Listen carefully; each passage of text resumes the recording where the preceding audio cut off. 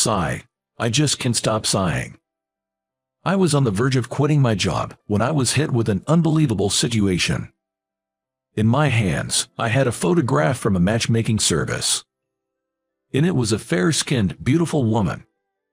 The other day, I was suddenly called into the CEO's office. Trembling, I wondered what it was about as I went to listen. The CEO of a company we do business with wants to consult you. You know Mr. Johnson from the printing company. He has proposed a match for you with his daughter. Excuse me, I couldn't believe what I was hearing. Of course, I didn't know Mr. Johnson all that well. I had been invited by our CEO to play golf with him a few times, and we had only chatted a little. Why me? What for? I was filled with nothing but these thoughts. Mr. Johnson's company is a fairly large corporation. A match with the daughter of such a distinguished company CEO seemed impossible. With all due respect, I've had to check with him several times. They definitely want to arrange a match between you and his daughter. No way. While in disbelief, I took the envelope that contained the daughter's photograph. That night, I called my mom back home to talk about it. Well, isn't that a fine offer? Why don't you meet the lady at least? Yeah, but I'm thinking of turning down the matchmaking. I see. I'm sorry. It's because I've become like this. It can't be helped. It's not your fault, Mom. It's just age. I plan to quit my job soon and return home. The reason is that I need to take care of my mother, who has a chronic illness. Fortunately, I have knowledge related to programming. I think I can make enough for living expenses even if I work from home. We'll make do. But, Mom seemed unconvinced. But I can't bear to leave my frail mother alone at home. That's why I decided to move in with her. The next day, after returning from the office, I was walking to the convenience store near my house to buy dinner. Then, on a dimly lit side street I passed by, a woman was being hassled by a young man with a delinquent look. Hey, you bump into me and don't even apologize. What's that about? What's wrong with you? Why should I pay you and apologize when I didn't even bump into you? Hey, that girl is. I recognized the woman's face. On impulse, I called out to her. Kayla, long time no see. Hey, remember me, the attorney, Charles? We worked together on that case, remember? Oh, Charles, it's been a while. The woman responded to my words, perhaps catching on to my intent. Damn, some nosy guy showed up. Perhaps it was the mention of an attorney, but the man quickly left the scene. Are you okay? Yes, she answered in a faint voice, looking exhausted. I am. Yes, I recognized your face. You're Charles, my matchmaking partner, right? Yes, that's right. An awkward silence filled the air. She was unmistakably my matchmaking partner, the daughter of the client's CEO, Kayla. Why were you wandering around in such a place so late at night? After that, I had invited her to my place. If we had just stood there talking, that guy might have come back and done something. That's what I thought. I got lost, she stuttered. You didn't come here to subtly check up on me, did you? Her face turned startled for a moment before she continued. Yes, actually, that's true. At her words, I let out a big sigh. She must have been told by the CEO, her father, to suddenly have a matchmaking date with me. I understand being curious about a match arranged by your parents, but there's no need to come scouting out at this time of night. No, actually, I had a fight with my father about the matchmaking. Yes, a delicate air flowed between the two of us. If you don't like it, I think we could both go and turn it down. What do you think? No, I don't dislike the idea of matchmaking, but it seems like you're not keen on it. She looked down dejectedly. I let out a big sigh and told her that I had intended to decline the matchmaking and that I was planning to quit my job and return home soon. What? Quit your job? It's not that there's a problem with my current job. It's just that there's nothing I can do about it. I can't leave my sick mom alone any longer. I understand.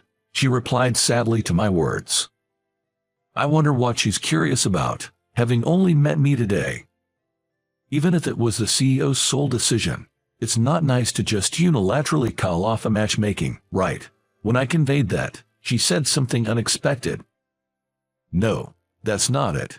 I was actually looking forward to this matchmaking. But my father told me that you might not be interested, and I just couldn't sit still. So you came to check up on me. She nodded shyly, looking embarrassed.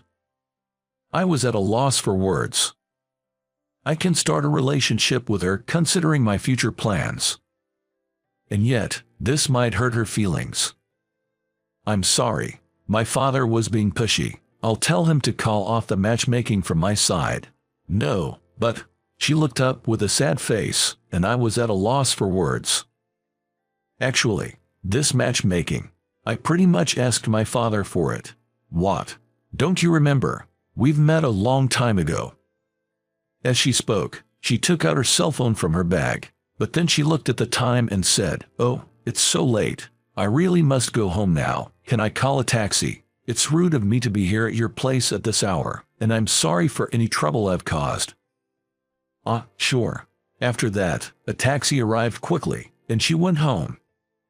Still, she said something strange. Where have we met before? To be honest, I only knew her from the matchmaking photo. Looking at her picture again, I was thinking with my mind racing.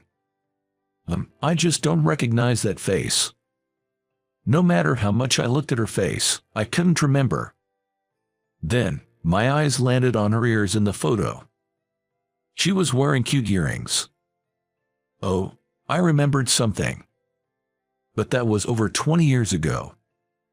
Could she be the girl from back then? As unlikely as it seemed, I decided to accept the matchmaking and verify it for myself.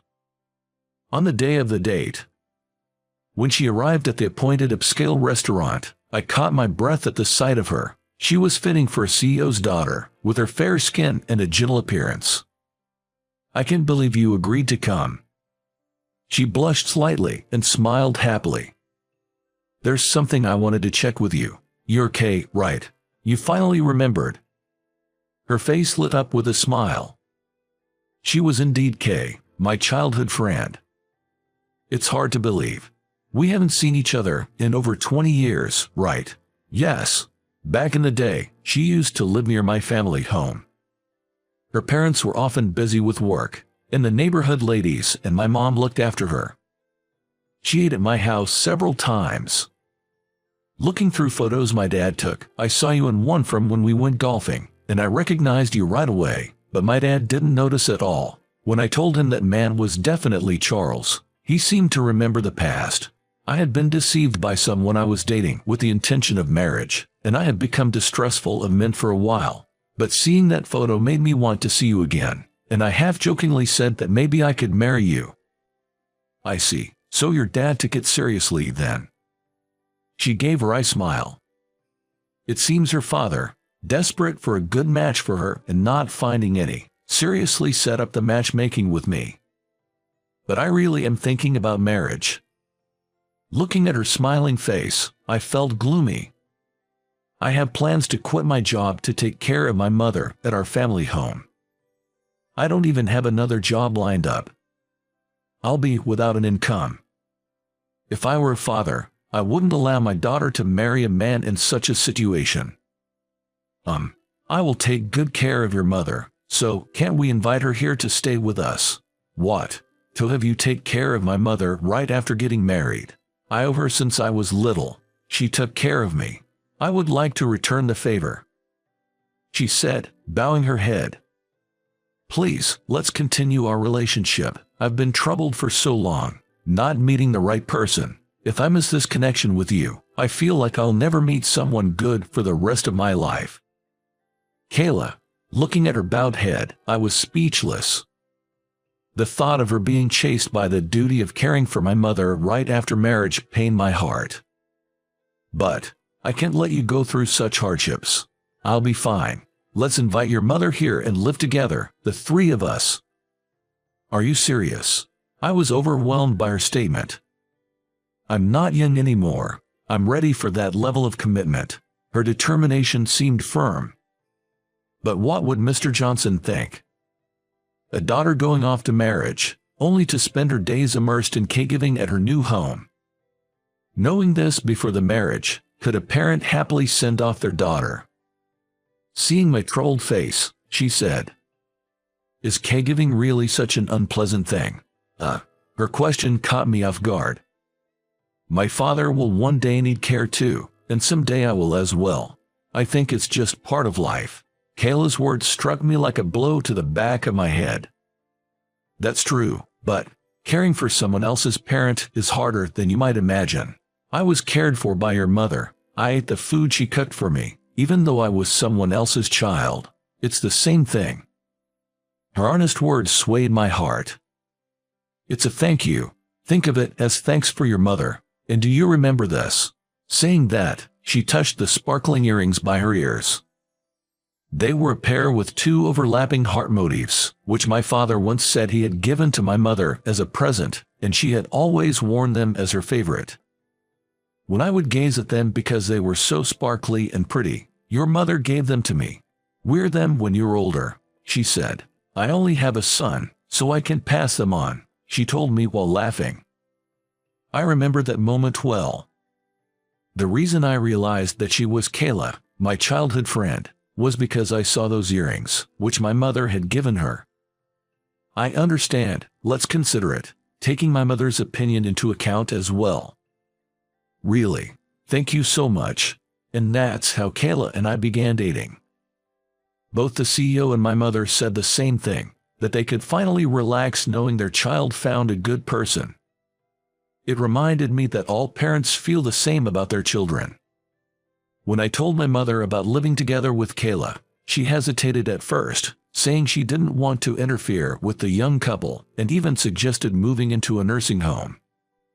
But Kayla insisted that we should live together, and eventually, my mother agreed. And so, our life together as 3 began. Kayla has been taking great care of everything, from household chores to accompanying my mother to the hospital. I can only feel gratitude towards her. My mother seems so happy to have a companion. She smiles much more now than when she was living alone. Hey, what kind of design do you think would be good for a wedding ring? Well, maybe we should ask my mother too. Yes, let's talk about it during dinner. The conversation for tonight's dinner was set to be about the wedding rings. Next month, we're having our wedding. I can already imagine Kayla's father crying at the ceremony. I smiled to myself at that thought.